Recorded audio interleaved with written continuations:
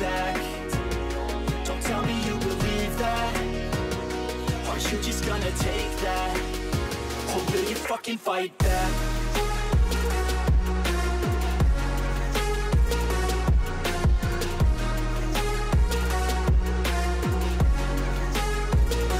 Salut tout le monde et bienvenue dans un tout nouvel épisode du Magnus Toy Show, l'émission qui vous parle des jouets Transformers. Aujourd'hui, on va parler d'un Autobot grincheux, l'un des membres de la première équipe d'Optimus Prime sur Terre dans la G1, qui vient d'être réadapté dans la gamme Legacy United, Gears. Et si je peux vous proposer cette nouvelle vidéo, eh bien c'est grâce à mon partenaire Transforvers.eu. Et en ce moment, eh ben il vous fait gagner un Unicron Aslab.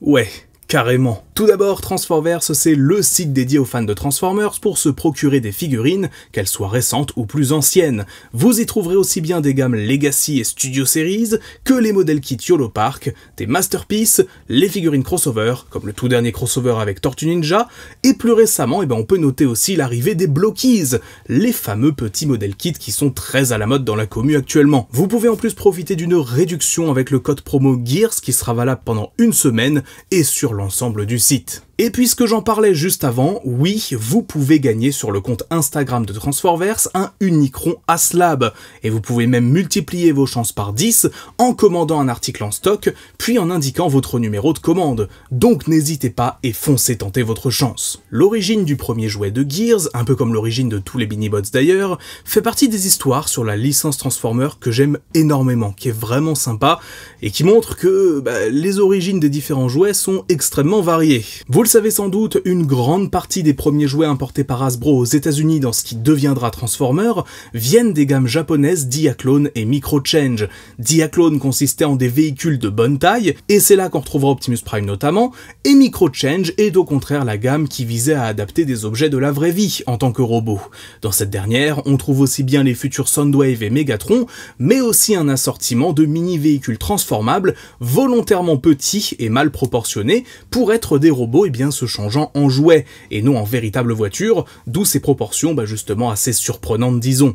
Parmi ces mini-véhicules, qui seront appelés avec le temps des mini-bots, on trouvera bien évidemment Bumblebee et Cliffjumper, mais aussi plusieurs autres personnages, comme Brown, Uffer, ou encore justement Gears.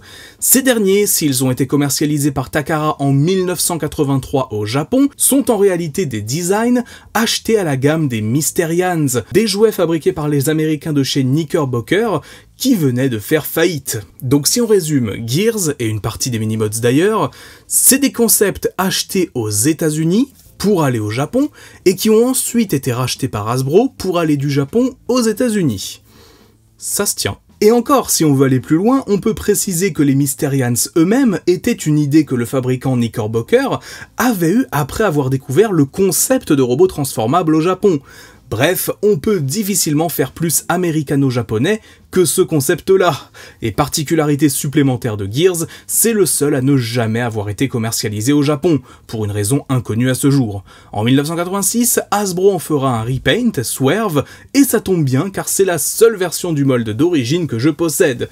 Comme vous pouvez le voir, c'est un minibot très classique, à la transformation faite en 2 temps 3 mouvements. Le modèle de pick-up de Gears et Swerve ne sera d'ailleurs jamais clairement défini. Si Bumblebee était basé sur une coccinelle et Cliffjumper sur une Porsche, Gears quant à lui est plus ou moins un SUV random. Même dans la série, son apparence ne sera jamais rapprochée d'un quelconque véhicule réel. Voilà, ça c'est l'histoire de Gears dans la G1, en tout cas de son mold. Une histoire très complexe pour un jouet qui ne l'est pas du tout, mais c'est logique, c'est un minibot vous allez me dire. Dans la série en revanche, Gears est rapidement devenu un personnage assez mémorable, notamment dans son épisode dédié, qui met en avant son côté grincheux et dont les Decepticons altèrent temporairement la personnalité. Cependant, après la fin de la commercialisation de son jouet en 1986, il faudra attendre très longtemps pour voir Gears revenir dans les rayons de nos magasins de jouets. Plus précisément, ce sont 23 ans qui séparent le Gears G1 de sa nouvelle version en figurine, si on met de côté la réédition de l'original en 2004. Et c'est dans la gamme de Transformers Revenge of the Fallen que le personnage fait son retour, avec un repaint de Stockade sorti 2 ans auparavant. On va donc se retrouver avec une voiture inspirée d'un Cadillac Escalade. Il est ici rendu dans un gris argenté extrêmement joli, le tout accompagné d'un logo Autobot et de petits designs d'engrenages. Et oui, on rappelle que Gears, ça veut dire engrenage à la base. Cet artwork sur la voiture, c'est un peu l'équivalent de si Bumblebee avait des bourdons dessinés sur sa carrosserie, ou Barricade des barricades. Bref, la transformation est assez classique, le haut de la voiture va s'ouvrir pour former les bras, et la partie avant formera les jambes. Le fonctionnement de ce jouet est assez intéressant, car on peut basiquement se dire que tout le robot est caché dans le véhicule.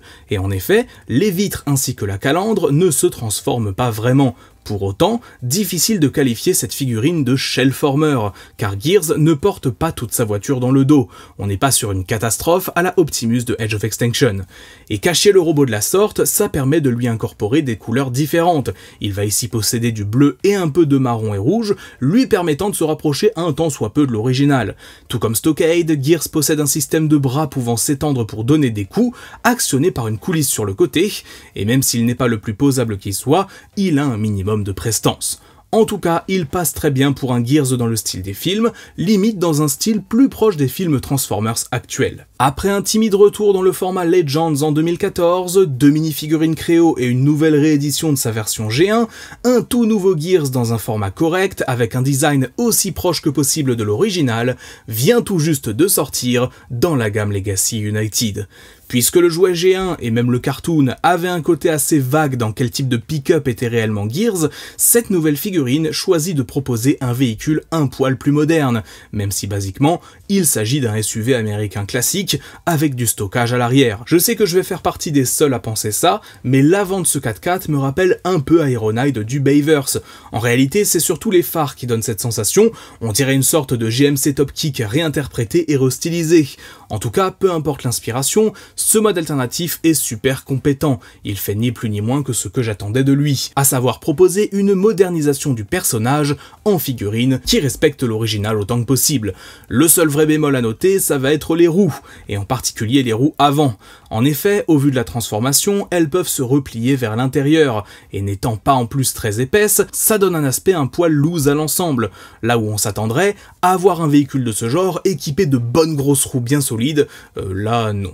On va également pouvoir lui mettre une arme à plusieurs endroits, sur des ports 5 mm, et finalement, à l'exception du torse du robot à l'arrière, le véhicule est globalement très bien fait. Même les pieds du robot au milieu font finalement partie de son esthétique, donc difficile de vraiment appeler ça une partie visible.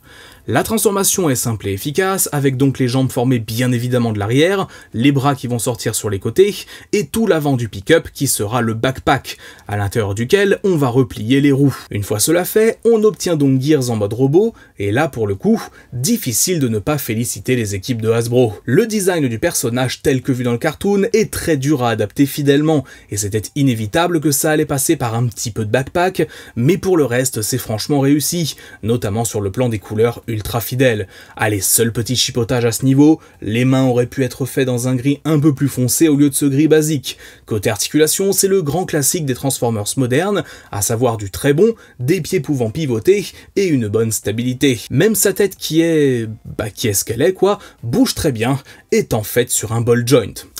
Très bon site d'ailleurs. Au passage, référence ultra sympa sur celle-ci, on a un M visible à l'arrière qui n'est autre que le M des Mysterians, la fameuse gamme de jouets abandonnés dont le Gears original était issu.